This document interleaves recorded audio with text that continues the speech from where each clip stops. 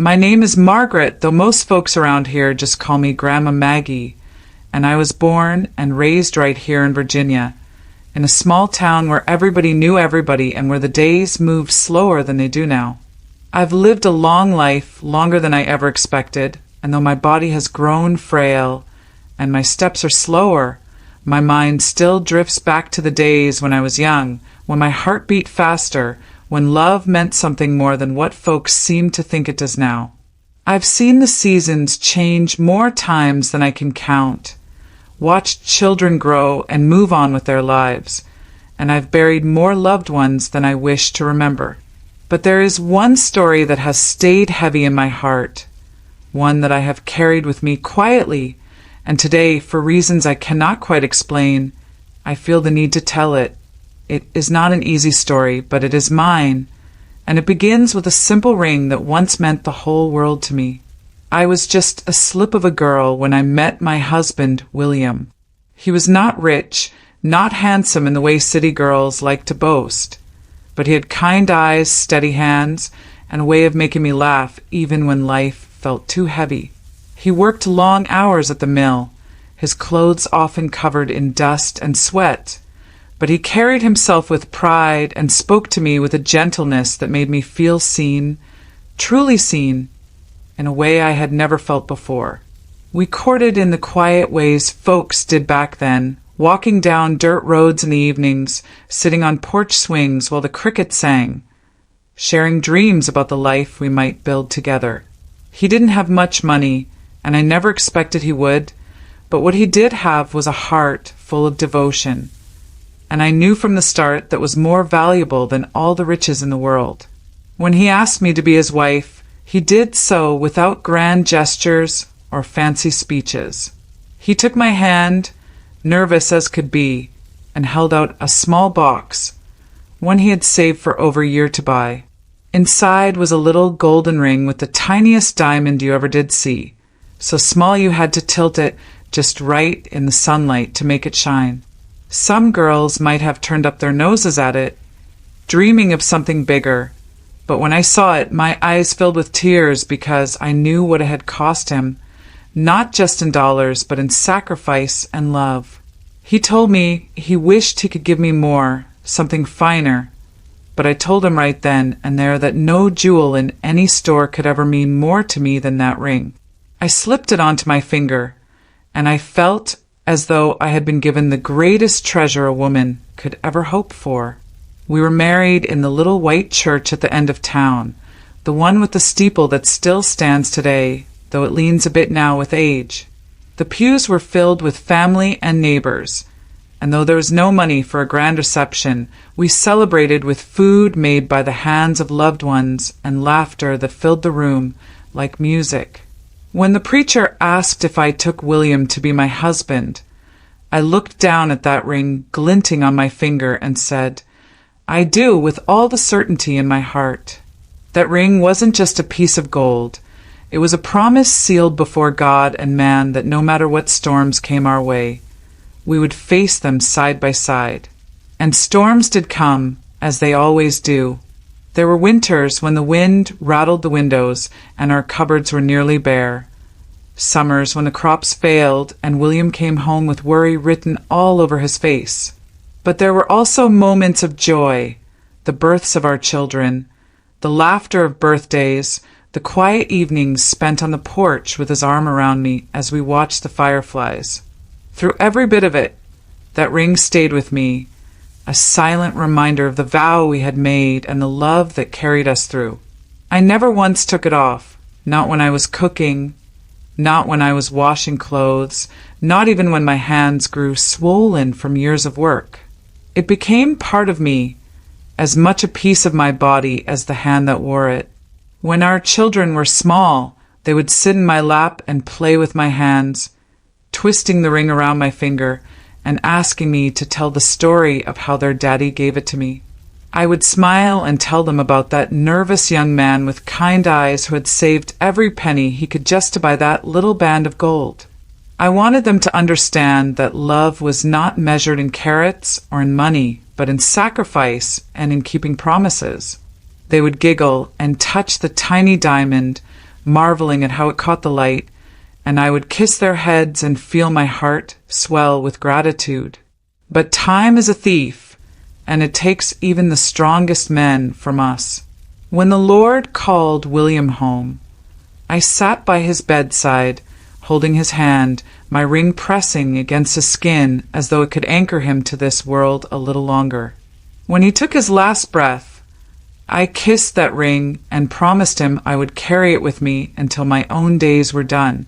It became the last piece of him I could still touch, the one thing that tied me back to the man who had been my partner, my friend, my everything. And so I wore it still, through the lonely nights and the quiet mornings, holding it against my heart when the ache of missing him grew too heavy. I never thought I would see the day when that ring would leave my hand. Never in my wildest dreams did I believe that anyone, let alone my own family, would take it from me. But life has a way of surprising you, sometimes in the cruelest of ways, and though I had always thought of that ring as mine, I would come to learn that even the things you cherish most dearly can be taken from you, not by strangers, but by the very people you trust the most. Life after William passed was quieter, lonelier, and heavier than I ever could have imagined. But I carried on the best I knew how, because that is what a woman must do when the world seems determined to pull her under. I had my children, though by then they were grown with families of their own, and I had my memories, which I held onto like precious pearls, each one strung together by the thread of love William had left behind. I still lived in the old house we had built together, a house with creaky floors and drafty windows, but filled with echoes of laughter and prayers. And always, always on my finger there was the ring. That ring became my companion in the empty spaces of my days. I would find myself looking at it as I sat by the window watching the seasons change, or as I rocked on the porch with the sound of cicadas humming in the fields. Sometimes, when the loneliness grew sharp, I would press my lips against it and whisper William's name, pretending for a moment that he was still near me. It gave me comfort in ways I cannot rightly explain, a comfort my children never seemed to understand. You see, to them it was just a piece of jewelry, nothing more than a band of gold with a tiny stone, not worth much in the eyes of the world. They had grown up in a time when things were changing, when folks started chasing after bigger houses, newer cars, and shinier things, and I suppose they never fully understood what that simple ring meant to me. They would sometimes tease me gently, asking why I never put it away for safekeeping, why I insisted on wearing it day after day when my hands had grown thin and wrinkled, the skin spotted with age. I would smile and tell them that it was safer on my hand than anywhere else, that if I ever lost everything in this world, I would still have the love that ring represented. But I don't think they truly heard me. Perhaps they thought I was just an old woman clinging to sentiment, or maybe they thought that one day I would pass it down to them, that it would become part of their inheritance. I don't know what they thought exactly, but I do know they did not look at it with the same eyes I did. I remember one Sunday after church, my daughter leaned over to me at the dinner table and said, "Mama, you ought to take that ring off and keep it in a box before it gets lost. You're always gardening or doing dishes with it on. You don't want it slipping off somewhere."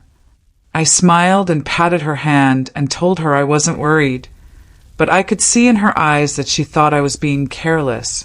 To her, it was just an object that could be misplaced or damaged.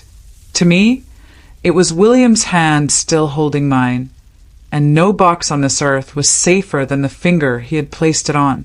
My sons, too, would occasionally make small remarks, saying it wasn't worth much money, just a token piece, and sometimes I caught them shaking their heads as though they pitied me for valuing it so much. They didn't know, or maybe they didn't want to know, that the value of a thing is not written in numbers or weight, but in memories and love. As the years went by, my health began to falter, as happens with all of us who live long enough. There were days when my legs refused to carry me without a cane, when my breath grew short after only a few steps, and when my hands trembled too much to sew or write letters. My children began to visit more often, sometimes out of love and sometimes, I suspect, out of a sense of duty. They would bring groceries or help me with chores around the house, and I was always grateful, but I noticed that their eyes often wandered to my things, the china in the cabinet, the old photographs in their wooden frames, and yes, the little ring on my hand. They would ask me questions about what I planned to do with certain things, where I wanted them to go when I was gone. And though they tried to make their voices light, I could hear the undertone of curiosity, even hunger in their words. I told them again and again that the only thing I truly cared about was keeping that ring with me until the day I died. I thought they understood, but I would come to learn that I had placed too much faith in their understanding. One winter, when money was tight for them and my health was failing, I began to notice small changes. A granddaughter asked me if she could try on my ring just to see what it looks like, and I let her, smiling as she twirled it around her finger, though I felt an odd unease settle in my stomach. My daughter began making little comments about how much easier life might be if we sold some of the old things in the house, and how a ring like that might fetch enough to help cover bills or debts. I laughed it off, telling her that the ring was worth more to me than any bill could ever be, but she only pursed her lips and nodded, and I could not tell if she agreed or was simply waiting for me to stop talking. There is a kind of blindness that comes with love, a way of convincing yourself that those you care about could never harm you, never betray the trust you've placed in them. I had that blindness with my children, believing that they knew my heart, that they would honor the promise I had made to their father and to myself. I did not lock the ring away, nor did I guard it jealously. I wore it as I always had, trusting that no one in my own family would ever dare take it from me. But sometimes trust can be misplaced, and sometimes the people you love most can hurt you in ways that strangers never could. I remember the first time I realized the thought had crossed their minds in a serious way. It was during a conversation about money when one of my sons said, half joking but with a sharpness underneath, "Mama, you've got more value on your hand than in this whole house."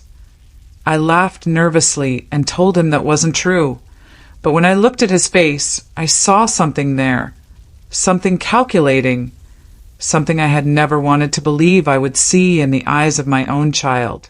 And that was the moment I felt the first true chill of fear in my heart, the fear that one day the ring that had been with me through every joy and sorrow might not remain mine, not because I would give it away, but because it would be taken.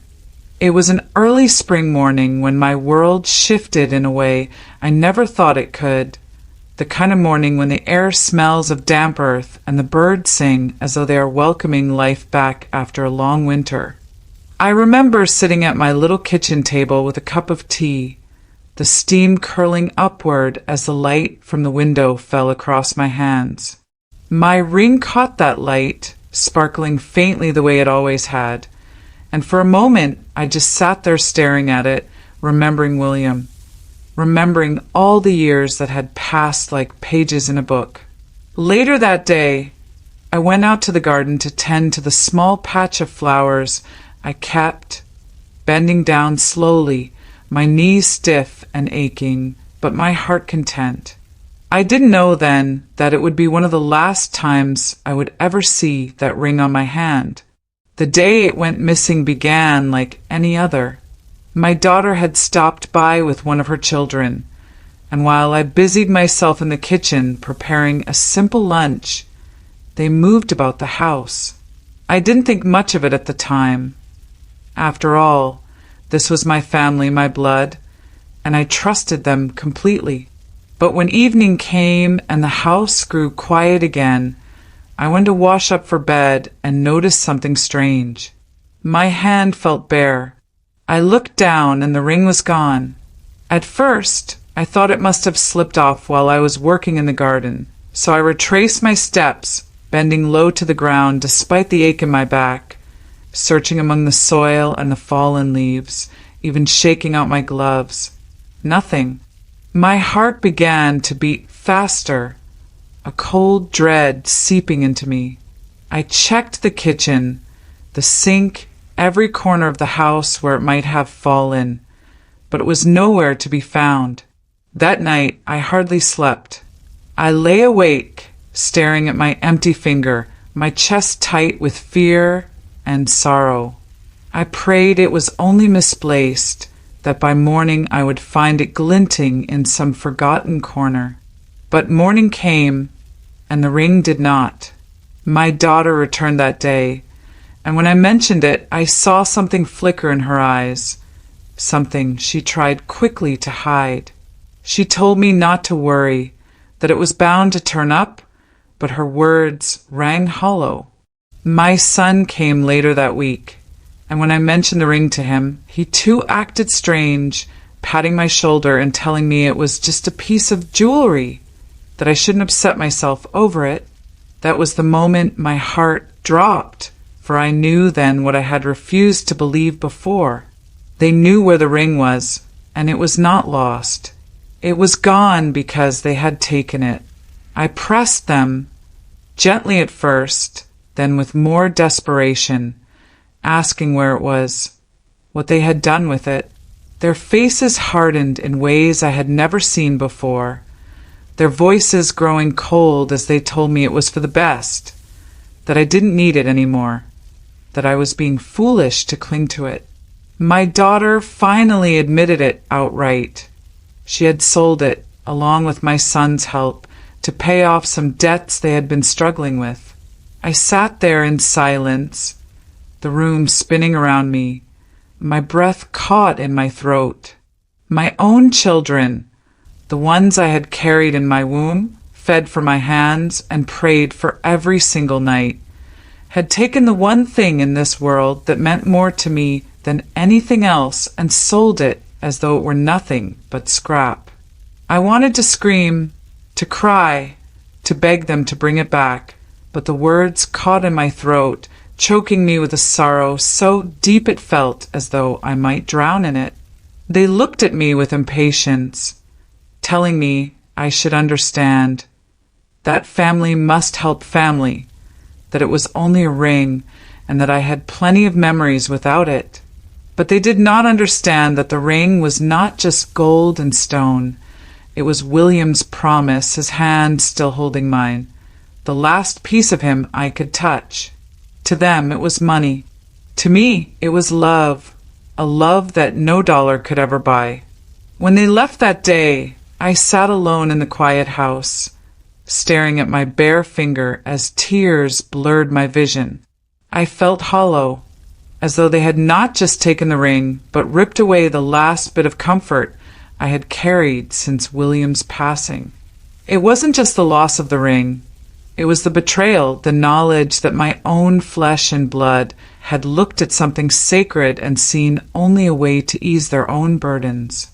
I would have given them anything else, anything at all, if only they had asked. I would have parted with my dishes, my furniture, even the little savings I had tucked away. But they hadn't asked.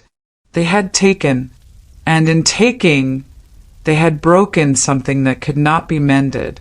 That night, I sat in William's old chair by the window, the moonlight spilling across the floor, and I wept in a way I had not wept since the day I buried him. I held my hand against my heart, feeling the absence of that small circle of gold, and whispered his name over and over, begging his forgiveness for letting it slip from me. Of course, I knew it was not my fault, but the guilt sat heavy in me all the same. I should have hidden it better, I told myself. I should have been more careful. But deep down I knew the truth. I had trusted too much, loved too deeply, and in doing so I had left myself open to this wound. From that day on, I could not look at my children in quite the same way. I still love them, for mother's love is not something that can be easily cut away, but there was a shadow now, a distance between us that had never been there before. Every time I saw them, I thought of the ring, of the quiet betrayal that had stolen from me the last piece of my husband. I smiled when they visited. I held my grandchildren close, but inside my heart ached with a sorrow they would never understand. They had taken something they could never give back, and in doing so, they had taken a piece of me as well. It is a strange thing, child, to walk through your own home and feel as though the walls themselves have changed, though nothing has moved and every chair and photograph is where it has always been. After the ring was taken, I would catch myself glancing at my hand 100 times a day, expecting to see it there, and every time my heart would sink as though I were being told again and again that it was gone. The absence was louder than the presence had ever been. When William passed, I thought I had known grief, but this was a different kind of sorrow, one that came not from death or time, but from betrayal, and that cuts deeper because it comes from the hands you trusted most. In those first days without the ring, I could hardly eat, hardly sleep. At night, when I lay in bed, I would press my fingers together where the band had rested for so many decades, and I would feel the ghost of it, as if my skin still remembered the weight of that little circle of gold. Sometimes, in the half-dream of the dark hours, I would forget and reach for it, only to be jolted awake by the cold bareness of my hand. I cried often then, not the loud, racking sobs of youth, but the quiet, shaking tears that slip down the cheeks of the old, tears that come when your body no longer has the strength to rage, but your soul still aches. What hurt the most was not the loss of the ring itself, though that pain was sharp, but the knowledge that my children had not understood, or had not cared to understand, what it meant to me. All my life I had tried to teach them that love and family were the treasures worth keeping, that material things were nothing without the heart behind them. And yet they looked at the most sacred thing I owned and saw only a way to pay their bills. I would sit at the kitchen table where William and I had once shared coffee every morning, and I would stare at the spot across from me, whispering to him as if he were still there. They took it, Will. They took what you gave me, and I don't know how to forgive them. When my children visited after that, they acted as though nothing had happened. They laughed, they brought food, they asked me about my health, and all the while my heart screamed with the words I wanted to say. I wanted to tell them how deeply they had wounded me, how every time I looked at them I saw not only my sons and daughters, but also the hands that had stolen from me. Yet when I opened my mouth, the word stuck. I am their mother, after all, and mothers do not easily speak of betrayal, even when it burns inside them like fire. So I smiled and I nodded, and I let them kiss my cheek, though inside I felt more alone than I had ever felt in my life. Even my prayers changed. I used to pray for their happiness, for their health, for their children's future. But after the ring was gone, my prayers became tangled with confusion. I prayed for strength to forgive them, for understanding.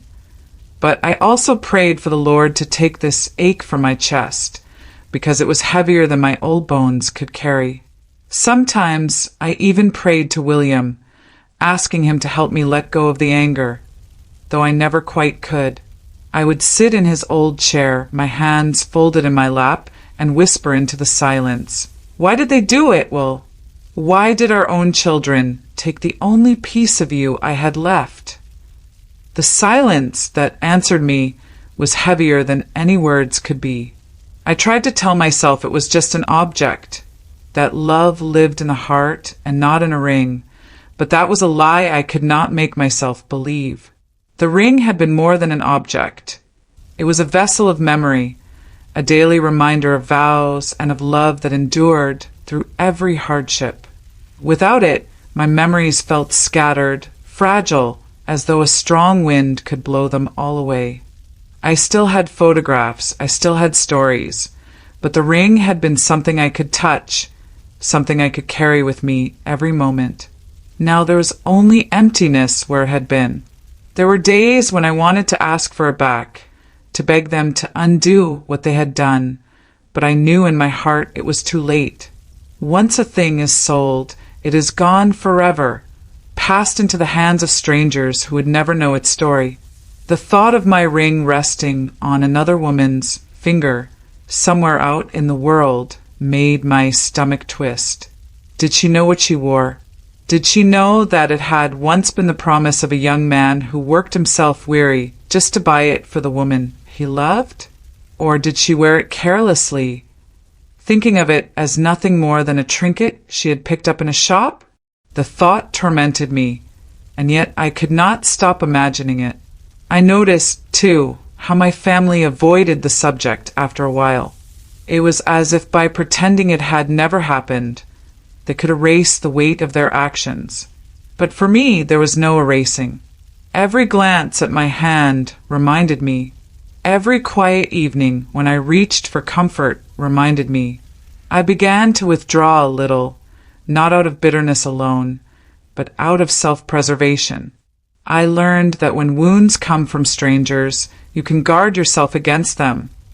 But when they come from your own children, there is no shield strong enough to keep the pain from finding you again and again. And so I carried on as women do. I rose each morning, I brewed my tea, I tended what little I could in my garden, and I smiled when neighbors stopped by. But inside me there was a hollow place that had not been there before, a place carved out by betrayal and loss. I loved my children still, for mother's love is not so easily undone, but it was a different kind of love now, quieter, sadder, tinged with something like fear. I feared what else they might take, what else they might decide I no longer needed. And perhaps that was the greatest wound of all, not the bare finger, not the empty space where my ring had been, but the loss of trust, the loss of safety in the very people I had given my life to raising. The days turned into weeks, and the weeks into months, and still the ache of that missing ring lingered in my heart, like a shadow that would not lift. I tried, Lord knows I tried, to carry on as though nothing had changed, but every time I looked at my hand, I felt the wound fresh again. It is a strange thing, child, to mourn something so small, but it was not the gold or the stone I was grieving. It was the love it carried, the story it held, the touch of William that had stayed with me all those years. Without it, I felt as though a thread had been cut, and no matter how much I told myself that love does not live in objects, I could not shake the emptiness that came with its absence. I found myself talking to the Lord more in those days, and sometimes I wondered if I was talking to him or to William, or perhaps to both. At night, when the house was quiet and the clock ticked too loud in the silence, I would whisper, "How do I forgive them? How do I go on loving them after what they've done?" The Bible teaches us to forgive 70 times 7, but I will admit to you, forgiveness does not come easy when the wound is made by those you once rocked to sleep, those you once held in your arms and promised to protect. I thought of the nights I had stayed awake with them when they were sick, the years I had gone without new shoes so they might have theirs, the countless prayers I had lifted up for their well-being, and I asked myself how children could repay a mother's love with such a theft. It twisted my heart in ways I could not untangle, and yet, even in my hurt, I could not stop loving them. That is the curse of a mother's heart. It loves beyond reason, beyond betrayal, beyond loss. When they came to visit, I welcomed them still, cooking what little I could, asking about their lives, kissing my grandchildren on their sweet faces. But beneath my smile there was sorrow, a sorrow I carried alone, because I knew they did not see the depth of what they had done. To them it was finished, forgotten, a necessary choice made in a hard time. To me, it was a wound that would never fully heal. Sometimes I would find myself daydreaming about the ring as if it were still with me. I would picture William slipping it onto my finger. Picture the way the light had danced on it in the church that day. Picture the way my children used to play with it when they were small. In those moments, I would close my eyes and press my hand against my chest, pretending I could feel its weight again. Memory is a powerful thing, but memory cannot replace what has been lost. It can only remind you of what once was, and in doing so, it can make the loss sharper still. There were times I thought perhaps I should confront them again, tell them how deeply they had hurt me, beg them to understand. But every time I opened my mouth, the words turned to ash. What good would it do? The ring was gone, sold to some stranger who would never know its story, never feel the love it held. No amount of words could bring it back. And so I swallowed my grief and wore my silence like a shawl, heavy but necessary. I told myself that perhaps it was better to keep peace than to stir the waters, even if that peace was only on the surface. Neighbors who came by sometimes noticed the bare finger. One lady from church asked me once, "Maggie, what happened to your wedding ring?" I smiled and told her it had been lost, that it had slipped away somewhere in the house or garden, and that I could not find it. She patted my hand kindly and said, "Well, at least you still have the memories." I nodded and smiled, but when she left, I cried. Memories are precious, yes, but they are not the same as holding the very thing that carried those memories in its gold. I wondered then if perhaps I was foolish, if perhaps I was too sentimental, too stubborn to let go. But deep down, I knew I was not crying for the ring alone. I was crying for the trust that had been broken, for the love I had thought unshakable, for the realization that sometimes even family can wound you in ways you never expected. In my lonelier hours, I thought often of forgiveness. What does it mean to forgive? Is it forgetting? Is it pretending the hurt never happened? Or is it choosing to love in spite of the wound? I wanted to forgive. I truly did, because carrying bitterness is like drinking poison and expecting someone else to suffer. But each time I looked at my hand, the anger returned, the sorrow rose, and I felt as though forgiveness was a mountain too high for my tired old bones to climb. I asked the Lord again and again to help me, and I believe He heard me, for slowly, ever so slowly, the sharp edges of the pain began to soften. The wound was still there, but it no longer bled as it once had. Perhaps that is what forgiveness looks like in old age, not forgetting, not excusing, but choosing to let the wound scar over so it no longer festers. Still, I would be lying if I told you the ache ever left me completely. Even now, when I sit by the window and watch the sun sink over the Virginia hills, I sometimes lift my hand and stare at the emptiness there, and my heart aches as it did on the first day. I wonder if my children will ever truly understand what they did, if they will ever look back and see not just the ring they sold, but the trust and love they tarnished in the process. Perhaps they will, perhaps they won't. All I know is that I carry the burden quietly, as mothers often do, and I whisper to William that though the ring is gone, the love remains, carried not in gold, but in the chambers of my heart where no thief, not even family, can reach. And so I lived on, day after day, with a smile for the world and a heaviness I kept hidden. The ring was gone, but the story of it remained etched in me, a story of love and of loss, of promises kept and of betrayals endured. Life teaches you many lessons, child, but one of the hardest is this: the deepest wounds are not carved by strangers, but by those you hold closest. And yet, even then, love remains stubborn and unyielding, a flame that flickers but refuses to go out. That is the curse and the blessing of a mother's heart. As the years went on, child, I learned to live with the space where my ring had once been, though the absence never truly stopped aching.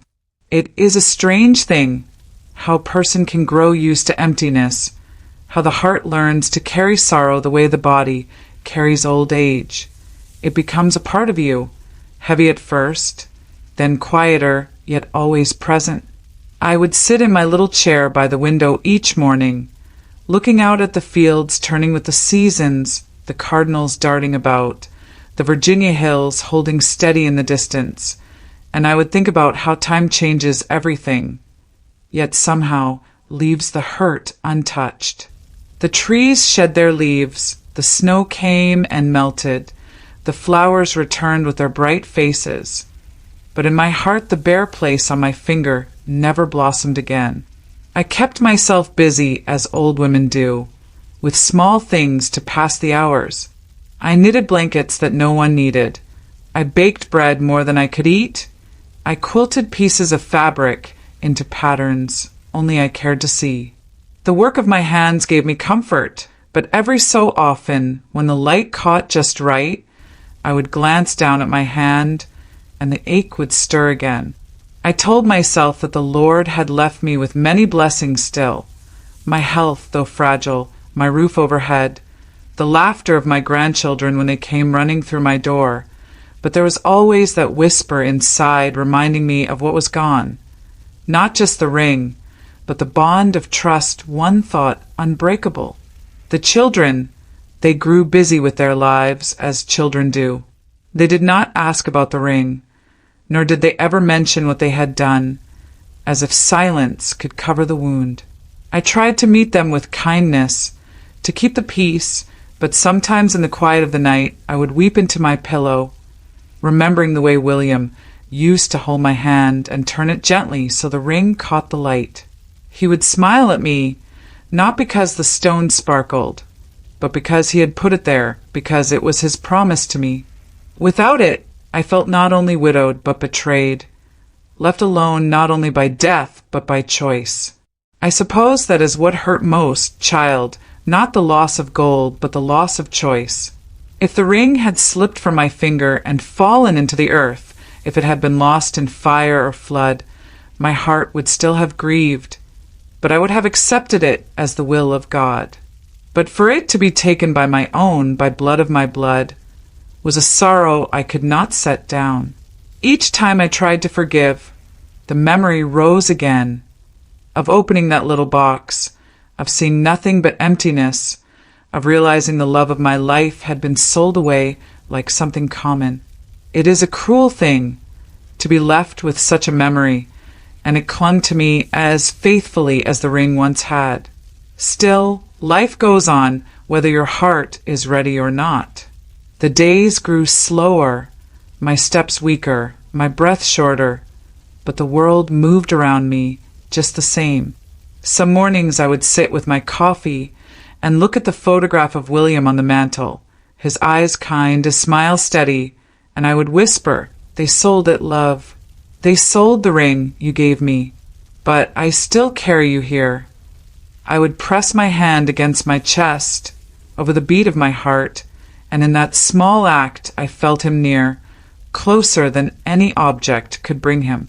Perhaps that was God's way of reminding me that love is not bound in metal or stone, but written into the soul. Still, I would have given much to feel that little circle of gold once more. Loneliness came often in those days, though the house was sometimes full. You see, loneliness is not just about being alone. It is about carrying a grief no one else understands. My children laughed and talked about their lives, and I listened, nodding, smiling, as though my heart was not aching beneath my dress. They never asked if I missed the ring, never asked if I forgave them. Perhaps they feared the answer, or perhaps they had already forgotten. But I could not forget, no matter how I tried. Even in church, when the preacher spoke of letting go of earthly treasures, I bowed my head, ashamed, but my heart whispered. It was not just treasure, it was love. Sometimes, though, in the quietest hours, I found a strange sort of strength. I would sit in my rocking chair, the wood creaking slow, and I would remember not the loss, but the beginning. I would see William's face on our wedding day, nervous and proud all at once, his hands trembling slightly as he slid that ring onto my finger. I would feel again the warmth of his hand in mine, hear the laughter of our friends and family, smell the faint scent of lilies in the church.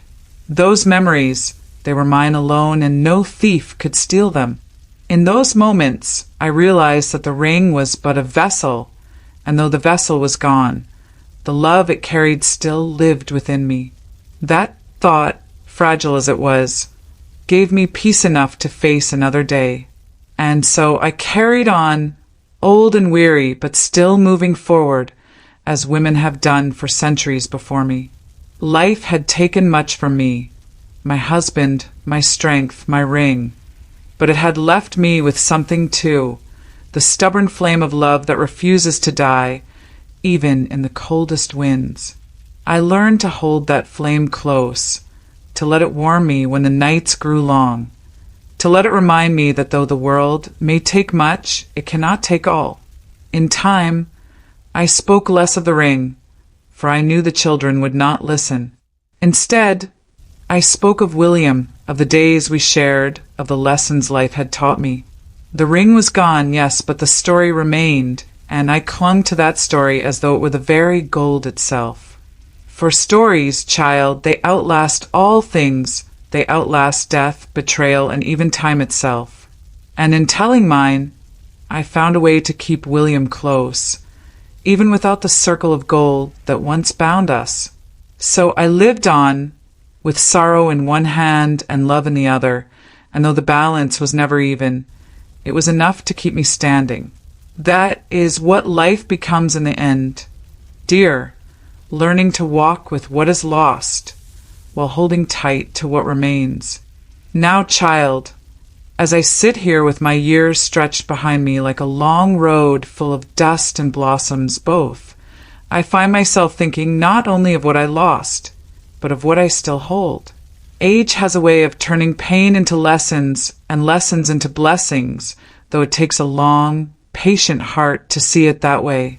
For the longest time, I thought my story ended the day that little ring left my hand, that all I had left was grief and betrayal. But as the seasons passed, I began to understand that the ring was never the love itself, only a vessel carrying what William and I built together. When the vessel was broken, I thought the love had spilled away, but in truth it had seeped deep into me, into my bones, into the rhythm of my heart, so that it could never be lost. You see, dear, the Lord teaches us in ways we do not always wish for. He let me live long enough to know both joy and sorrow, to taste sweetness and bitterness alike, so that I might tell others that both belong to life. My family's choice hurt me, yes, but I will not let that hurt be the final word of my story. Instead, I choose to let love be the ending.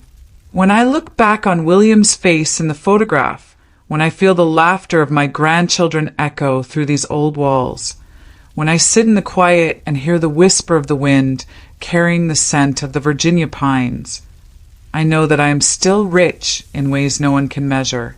The ring may have been sold, but my memories are not for sale.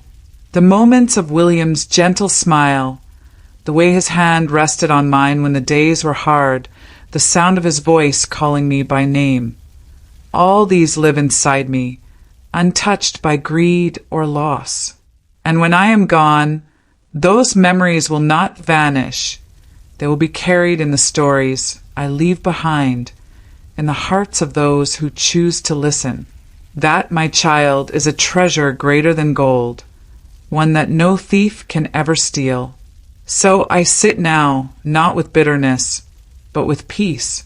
I forgive my family, though they never asked for it, because forgiveness is not for them, it is for me. Carrying anger only makes the burden heavier, and my shoulders, bent with age, cannot carry more than they already do. By forgiving, I set myself free. By forgiving, I open my hands to hold joy again. And joy still comes in small ways, like the song of a bird at dawn, the warmth of tea on a cold morning, the soft touch of a child's hand in mine. These are the new rings, the fresh circles of love life keeps placing upon my heart, invisible but eternal. When my time comes, and I see William again, I believe with all my heart he will not ask me about the ring. He will not scold me for losing it, nor frown at the way it was taken. No, he will simply take my hand as he once did, look into my eyes, and smile the smile that carried me through a lifetime. And I will know then, as I know now, that love does not live in gold, nor in stones, nor even in promises written on paper. Love lives in the soul, in the choices we make to hold on, to forgive, and to keep walking forward even when our hearts are heavy. So if you ever lose something precious, child, whether by fate or by the hands of those you trusted, remember this: what is truly yours cannot be stolen. Rings, houses, money, all these may come and go, but the love you give, the kindness you show, the memories you carry, these are yours forever. I am proof of that. Though my finger is bare, my heart is full, and though my family took the ring, they could not take the love that placed it there. And so, I leave this story not with sorrow, but with hope. Hope that you, and those who come after, will understand what I finally learned, that the brightest treasures are not those that glitter, but those that live quietly in the soul. My wedding ring is gone, yes, but my love, my story, and my spirit remain. And that, child, is more than enough.